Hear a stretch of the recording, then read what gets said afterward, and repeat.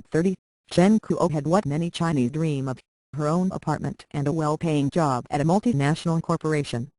But in mid-October, Miss Chen boarded the midnight flight for Australia to begin a new life with no sure prospects. Like hundreds of thousands of Chinese who leave each year, she was driven by an overriding sense that she could do better outside China. Despite China's tremendous economic successes in recent years, she was lured by Australia's healthier environment, robust social services and the freedom to start a family in a country that guarantees religious freedoms. Thank you for trying Verbose. This recording will go away once the product has been purchased. It's very stressful in China. Sometimes I was working 128 hours a week for my auditing company, Miss Chen said in her Beijing apartment a few hours before leaving. And it will be easier raising my children as Christians abroad. It is more free in Australia. As China's Communist Party prepares a momentous leadership change in early November, it is losing skilled professionals like Miss Chen in record numbers. In 2010, the last year for which complete statistics are available, 508,000 Chinese left for the 34 developed countries that make up the organization. Thank you for trying Verbose. This recording will go away once the product has been purchased. For economic cooperation and development. That is a 45% increase over 2000. Individual countries report the trend continuing. In 2011, the United States received 87,000 permanent residents from China, up from 70,000 the year before. Chinese immigrants are driving real estate booms in places as varied as Midtown Manhattan, where some enterprising agents are learning Mandarin, to the Mediterranean island of Cyprus, which offers a route to a European Union passport. Few immigrants from China cite politics, but it underlies many of their concerns. They talk about a development at all costs strategy that has ruined. Thank you for trying Verbose. This recording will go away once the product has been purchased. The environment, as well as a deteriorating social and moral fabric that makes China feel like a chillier place than when they were growing up. Overall, there is a sense that despite all the gains in recent decades, China's political and social trajectory is still highly uncertain. People who are middle class in China don't feel secure for their future and especially for their children's future, said Cao Kong, an associate professor at the University of Nottingham who has studied Chinese migration. They don't think the political situation is stable. Most migrants seem. Thank you for trying Verbose. This recording will go away once the product has been purchased. To see a foreign passport as insurance against the worst-case scenario rather than as a complete abandonment of China. The manager based in Shanghai at an engineering company, who asked not to be named, said he invested earlier this year in a New York City real estate project in hopes of eventually securing a green card. A sharp-tongued blogger on current events as well, he said he has been visited by local public security officials, hastening his desire for a United States passport.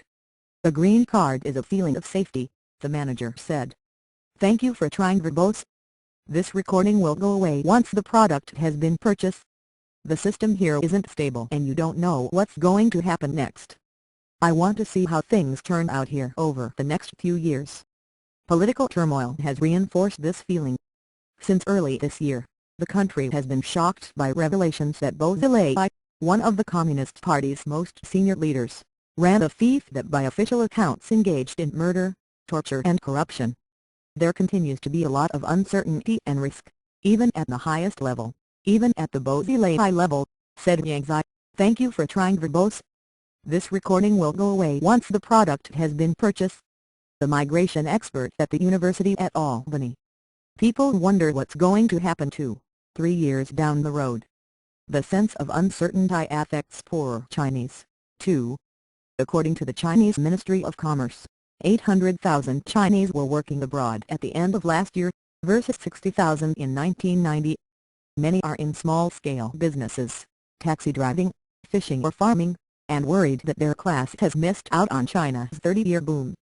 Even though hundreds of millions of Chinese have been lifted from poverty during this period, the rich-poor gap in China is among the. Thank you for trying Verbose.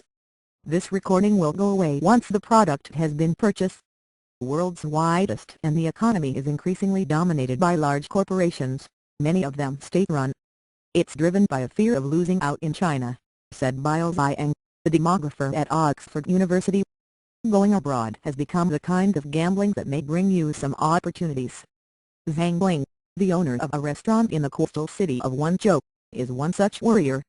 His extended family of farmers and tradesmen pooled its money to send his son to high school in Vancouver, Canada. The family hopes he will get into a Canadian university. Thank you for trying verbose. This recording will go away once the product has been purchased, and one day gain permanent residency, perhaps allowing them all to move overseas. It's like a chair with different legs, Mr. Zhang said. We want one leg in Canada just in case a leg breaks here. Emigration today is different from in past decades. In the 1980s, students began going abroad, many of them staying when Western countries offered them residency after the 1989 Tiananmen Square uprising. In the 1990s, poor Chinese migrants captured international attention by paying snakeheads to take them to the West, sometimes on cargo ships like the Golden Venture that ran aground off. Thank you for trying verbose. This recording will go away once the product has been purchased. New York City in 1993. Now, here's a prosperity meme that millions of people have the means to emigrate legally, either through investment programs or by sending an offspring abroad to study in hopes of securing a long-term foothold. Wang Rujun, a secretary at a Beijing media company, said she and her husband were pushing their 23-year-old daughter to apply for graduate school in New Zealand, hoping she can stay and open the door for the family. They do not think she will get a scholarship, Ms. Wang said, so the family is borrowing. Thank you for trying verbose. This recording will go away once the product has been purchased. Money as a kind of long-term investment. We don't feel that China is suitable for people like us, Ms. Wang said. To get ahead here you have to be corrupt or have connections. We prefer a stable life. Perhaps signaling that the government is concerned, the topic has been extensively debated in the official media. Fang Zhuan, a professor at Renmin University in Beijing, wrote in the semi-official magazine People's Forum that many people were voting with their feet, calling the exodus a negative comment by entrepreneurs upon the protection and realization of their. Thank you for trying verbose. This recording will go away once the product has been purchased. Rights in the current system. The movement is not all one way. With economies stagnant in the West and job opportunities limited, the number of students returning to China was up 40% in 2011 compared with the previous year. The government has also established high-profile programs to lure back Chinese scientists and academics by temporarily offering various perks and privileges. Professor Cao from Nottingham, however, says these programs have achieved less than advertised. Returnees can see that they will become ordinary Chinese after 5 years and be in the same bad situation as. Thank you for trying verbose. This recording will go away once the product has been purchased. Their colleagues already in China, he said. That means that few are attracted to stay for the long run. Many experts on migration say the numbers are in line with other countries' experiences in the past. Taiwan and South Korea experienced huge outflows of people to the United States and other countries in the 1960s and 70s, even as their economies were taking off. Wealth and better education created more opportunities to go abroad, and many did, then, as now in China, in part because of concerns about political oppression. While those countries. Thank you for trying verbose. This recording will go away once the product has been purchased. Eventually prospered and embraced open societies, the question for many Chinese is whether the faction or an incoming leadership team of Xi Jinping, chosen behind closed doors, can take China to the next stage of political and economic advancement.